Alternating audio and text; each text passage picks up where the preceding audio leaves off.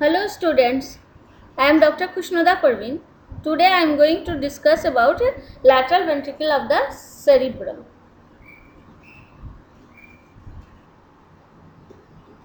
The cavity of the embryonic neural tube develop into a continuous fluid-filled system of ventricles which is lined with the ependymal cells in the adult. As all of you know, the CNS develops from neural tube. There is a cavity in the neural tube which develops into ventricles. As neural tube is single tube from which CNS develops, the cavity is also continuation from cerebrum up to medulla or spinal cord. Okay. The fluid which is lie in the ventricles are known as cerebrospinal fluid. In each division of central nervous system, there is a portion of the ventricular system. See, lateral ventricle, this is lateral ventricle which is C-shape in appearance. It is occupy the cerebral hemisphere, one lateral ventricle in each cerebral hemisphere. Third ventricle is the cavity of the diencephalon which is connected with the lateral ventricle through a foramen known as interventricular foramen of Monro. What is its name? Interventricular foramen of the Monro. Third ventricle is connected with the fourth ventricle. Here is fourth ventricle. Third ventricle connected with the fourth ventricle with the tube-like cavity known as aqueduct of Sylvius or cerebral aqueduct. This is the cavity of the midbrain. Fourth ventricle is the cavity of the pons and rostral part of the medulla. Here is the fourth ventricle. Fourth ventricle is continued downward into caudal medulla and spinal cord as central canal. Okay.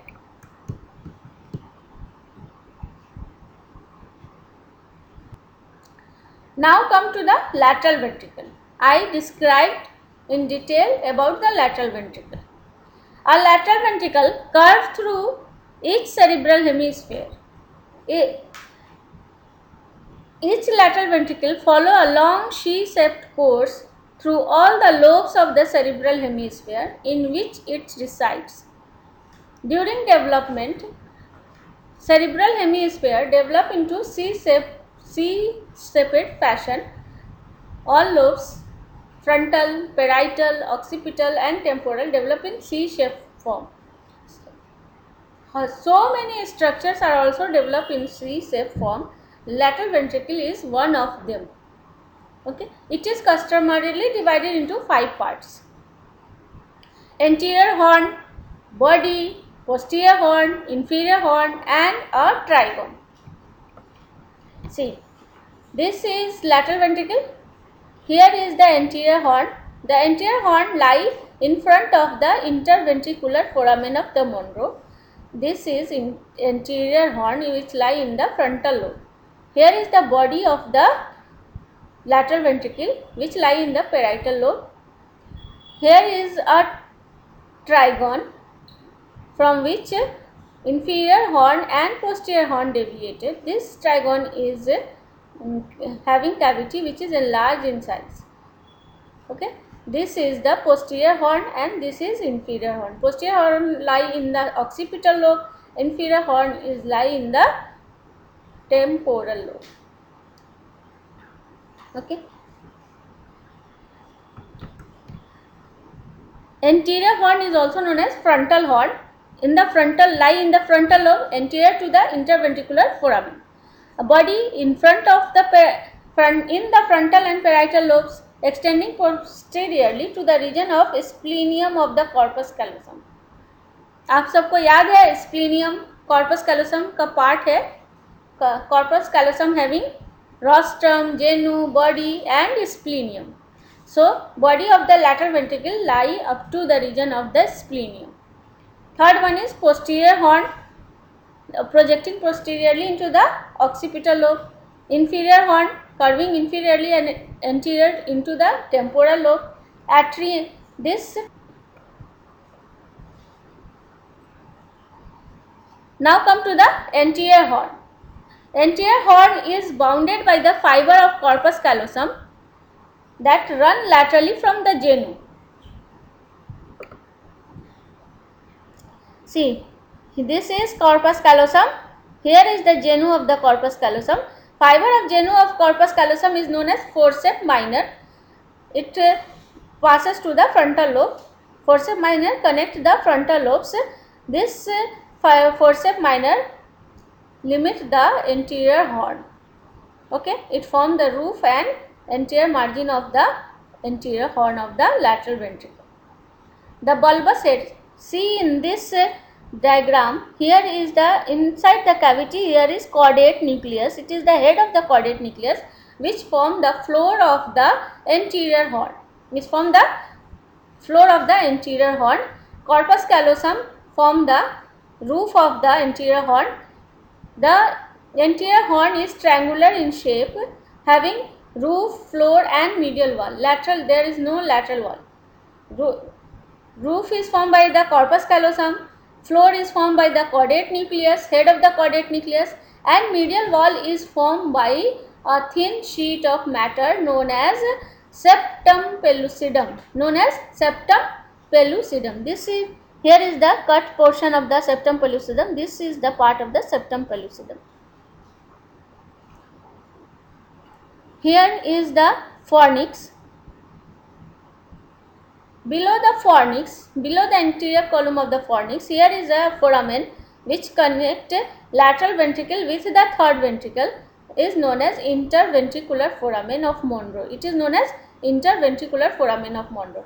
This limit the anterior horn of the lateral ventricle. Anterior horn lie anterior to this foramen. Okay. See, this is the third ventricle. Here is the aqueduct of Sylvius. Here is the fourth ventricle.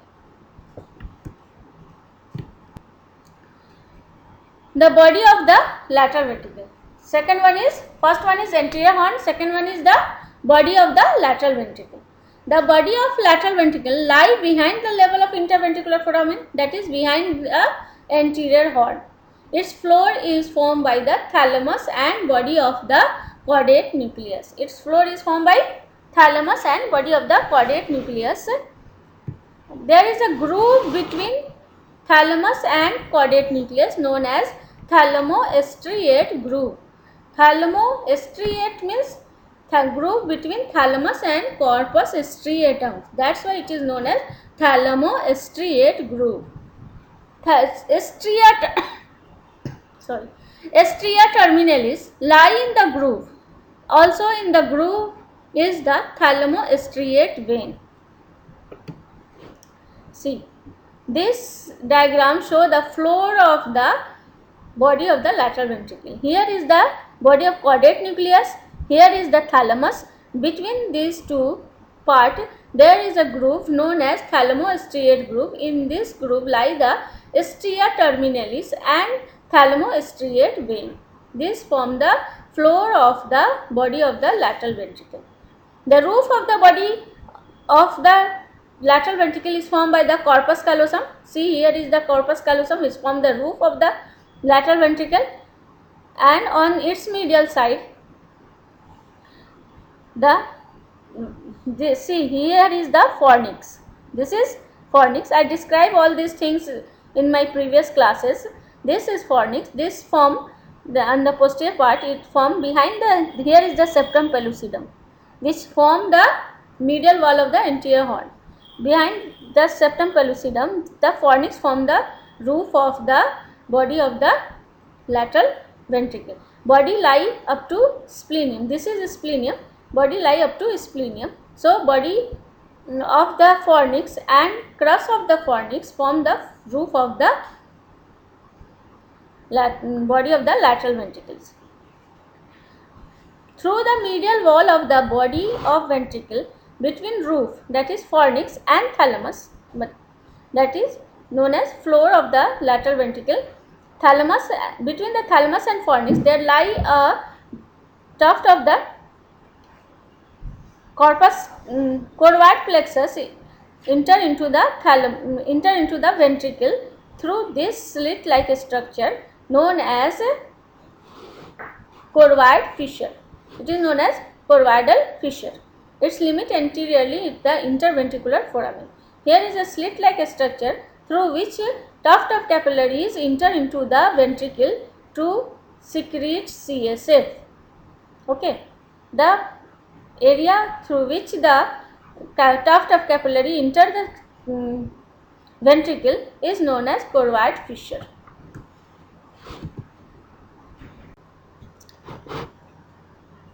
Now come to posterior horn. The posterior horn is the most variably developed and may even be absent. The floor is a convexity known as collateral eminence. It is produced by the collateral sulcus of the temporal lobe. Floor of the posterior horn is formed by collateral eminence. The collateral eminence is produced by collateral sulcus. The medial wall consists of two slight convexity. The upper is the bulb of the posterior horn formed by the fibers of the forceps major from the splenium of the corpus callosum. See, here is the bulb of the posterior horn. This one is the calcar avis. Upper one is the bulb, lower one is the calcar avis. Bulb is formed by the forceps major from the splenium of the corpus callosum. The forceps major fibers connect the two occipital lobe through splenium of the corpus callosum. Lower one is known as calcar avis. It is formed by the calcarine sulcus on the medial wall of the occipital lobe. Calcarine sulcus lie in the medial wall of the occipital lobe.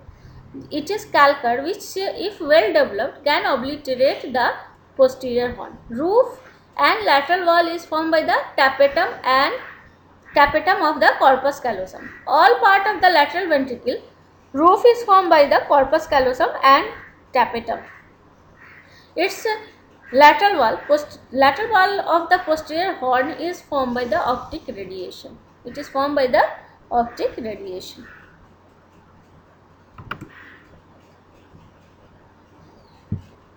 Now come to the inferior horn. Inferior horn is the largest horn. Its floor consists medially of the hippocampus and laterally of the collateral eminence. As I told you, collateral eminence is formed by the collateral sulcus. So, floor of the inferior horn is formed by hippocampus and collateral eminence. Hippocampus lie medially and collateral eminence lie laterally, which expand posteriorly into the collateral trigone where the posterior and inferior horn diverges. In the roof is the tail of the caudate nucleus. Here see in this diagram, this is lateral ventricle, this is caudate nucleus. Caudate nucleus curve in C-shaped fashion below the lateral ventricle. The head of the caudate nucleus and body of the caudate nucleus form the floor of the anterior horn and body of the lateral ventricle, but still form the roof of the inferior horn of the lateral ventricle. See, here is the this is the floor of the lateral ventricle, and floor is formed by the hippocampus and collateral eminence. Here is the fimbria which form the lower limit of the corvoid fissure. Corvoid fissure curve in C-shaped fashion along with the fornix. This is the fornix, along with fornix to reaches the interventricular foramen. Inferior horn is closed laterally by white matter of the tapetum. Here lie the corpus callosum. From the corpus callosum, fiber passes through this lateral wall of the inferior horn as tapetum.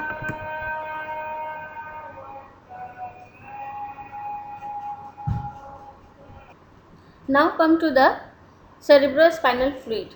Cerebrospinal fluid is largely produced by the choroid plexus of the lateral third and fourth ventricle, but about 30% come from brain capillaries and seeps into the ventricular system via extracellular fluid. The total volume of CSF is about 130 ml, of which about 30 ml are within the ventricular system and 100 ml lie in the subarachnoid space. What is subarachnoid space? It is the space between pia and arachnoid matter. Of this 100 ml, 75 ml is found in the spinal part and 25 ml is found in the cranial part. The total production is about 500 ml of per day, but there is constant circulation and reabsorption which takes place mainly through the arachnoid granulation. So only 130 ml of CSF lie within the CNS per day. There is also some drainage through the cribriform plate of the ethmoid bone into the anterior cranial fossa, into the tissue of the nose, and so into the cervical lymphatics. You all know what is cribriform plate of the ethmoid bone. The CSF produce a protective buffer for the neural tissue and a water bath in which the brain can float, thus effectively reducing the 1500 weight of the brain to 50 gram. Apparent weight of the brain reduces in CSF. It is also an important pathway for the removal of brain metabolites. There is no brain CSF barrier, but there is blood CSF barrier formed by the ependymal cells of the ventricle, which cover the choroid plexus, have selective transport mechanism and tight junction between the adjacent cells, which provide blood CSF barrier similar to the blood-brain barrier.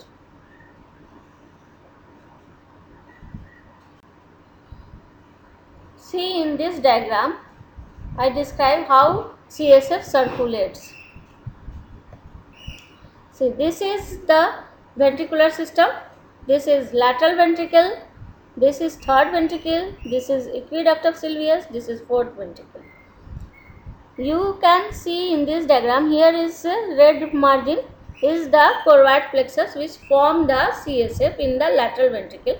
Bulk of CSF is formed in the lateral ventricle. Some CSF form in third ventricle and some in the fourth ventricle. In lateral ventricle, there is no choroid plexus in anterior horn or posterior horn. Choroid plexus is found in the body of the ventricle, in the trigone of the ventricle where it becomes enlarges, and in the inferior horn of the ventricle. This C-shaped fissure is known as choroid fissure. From interventricular foramen, the choroid plexus passes to the third ventricle. From lateral ventricle, CSF passes to the third ventricle through interventricular foramen of Monro. From third ventricle, it passes to the fourth ventricle through aqueduct of Sylvius. From fourth ventricle, there are three apertures. Median one is known as foramen of Magendie and two lateral apertures known as foramen of Lusca. These three apertures drain the CSF from fourth ventricle to the subarachnoid space. From this, blue margins are denoted as subarachnoid space. In some part of the subarachnoid space, the space increases in size known as cistern. This here is the cisterna magna, largest pocket of the subarachnoid space.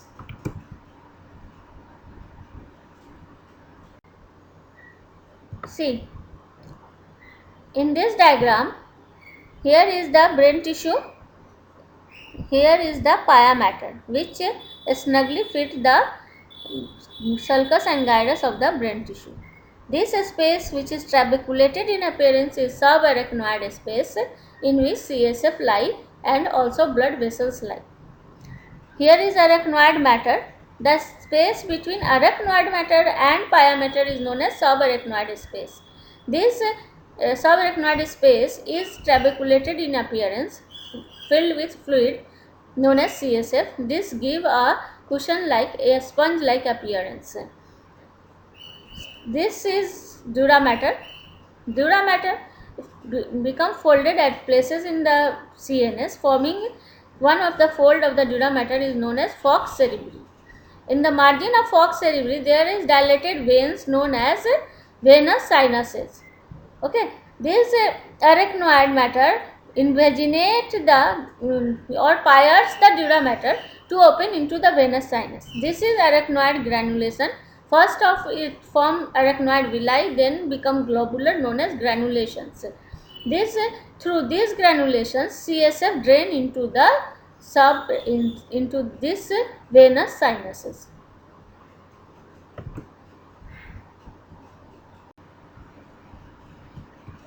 See, in this diagram, I try to describe the folds of dura mater. This is the fold of dura mater which is sickle shape in appearance, so it is known as Fox cerebri. Fox means sickle cell appeared.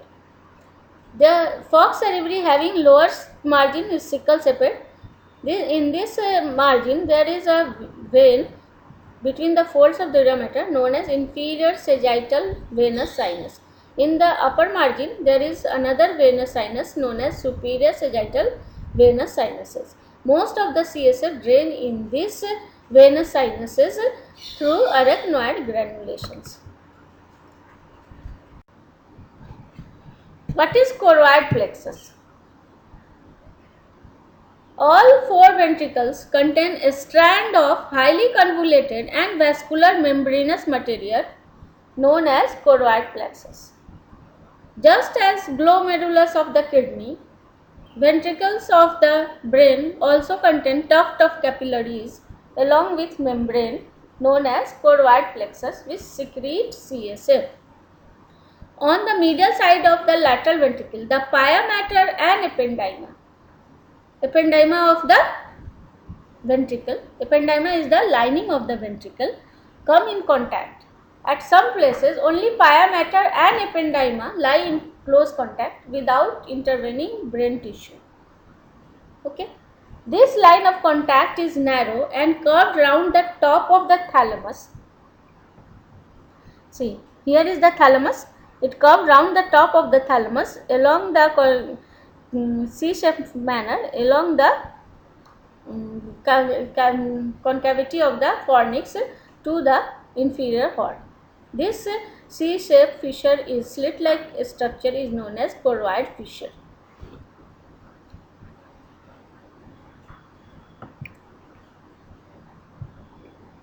See, these are the choroid plexus which secrete CSF.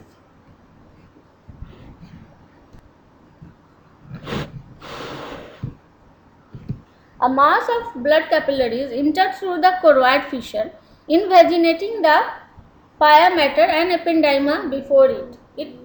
Blood vessels invaginate it, do not pierce it. Which two structure? Pia mater and ependyma.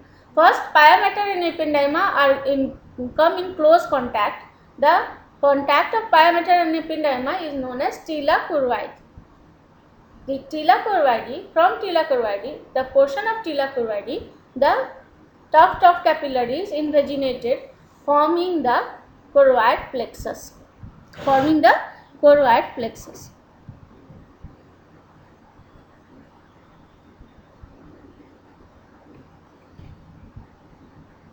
See, this is the ventricle. The yellow lining is known as ependyma and red line is known as pia mater. Here is the pia mater. These two structure invaginate in the ventricle. See, if you cut through this structure, outer part is the pia mater, inner one is the outer one is the ependyma, inner one is the pia mater, or innermost part is the tuft of the capillaries. They give bunch of the capillaries forming choroid plexus. Choroid plexus of lateral ventricles are large and highly vascular. These pairs secrete the bulk of the CSF. Each lateral ventricle open into the third ventricle by interventricular foramen. The choroid plexus of lateral ventricle is continuous through the interventricular foramen to the third ventricles.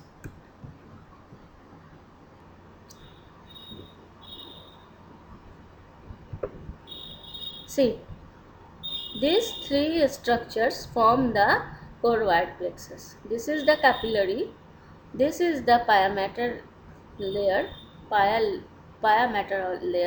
and third one is the ependymal layer. This part is ventricle. This capillary and pia mater and ependymal layer, this part is known as choroid plexus. This part which is adherent with this part of pia mater, folds of the pia mater which lie against the ependyma are known as tila choroid. This is known as tila choroid. The ependymal lining of the choroid plexus is specialized as a secretory epithelium. You can see in this diagram. Here is the lining of ependyma, which is separated from each other. Cells are separated from each other, but in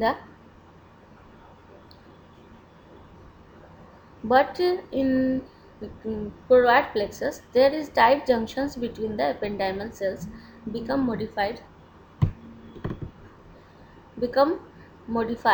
This ependymal lining of the from choroid epithelium. This ependymal lining of choroid plexus is known as choroid epithelium. The capillary of the choroid plexus are fenestrated to give to allowing easy movement of the substance out of capillaries, in contrast to the capillaries wall elsewhere in the brain, which are tightly sealed. The capillaries in the choroid plexus is fenestrated. The second layer consists of scattered pial cells. See here, pial cells are scattered with loose connective tissues here. The third layer is known as, same layer of the ependymal lining is known as choroid epithelium. These three structure is known as choroid plexus. Pia matter having two faces, one lie against the ependyma and other face lie in the subarachnoid space. See, this is the. Now come to the clinical anatomy of the ventricles. Hydrocephalus means increase in the volume of the ventricles, so head become enlarged.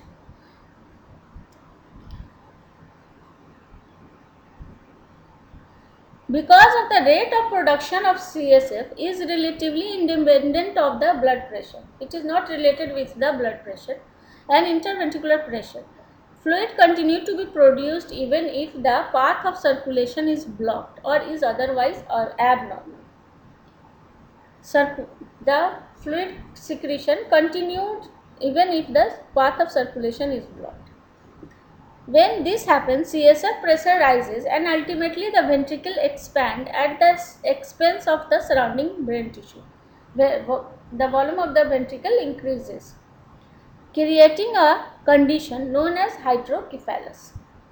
In principle, hydrocephalus can result from excess production of CSF or blockage of CSF circulation or deficiency in the CSF reabsorption. Any pathway can be damaged, causing hydrocephalus. All three types occurs, but that caused by the blockage of the circulation is by far the most common tumor of the choroid plexus. Tumor of the choroid plexus is known as papilloma. Okay, it is sometimes associated with increase in the secretion of the CSF.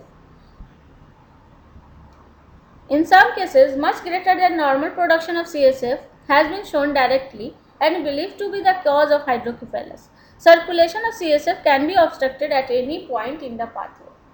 You all remember circulation of CSF?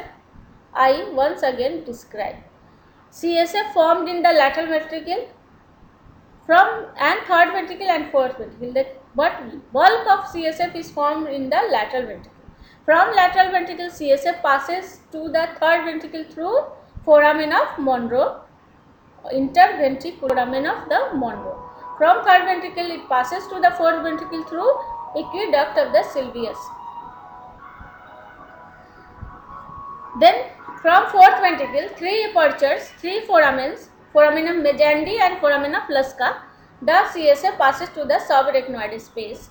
From subarachnoid space, it passes to the venous sinuses through arachnoid granulations. This is the circulation of the CSF. Thank you. In next class, I will discuss about the blood supply of the cerebrum.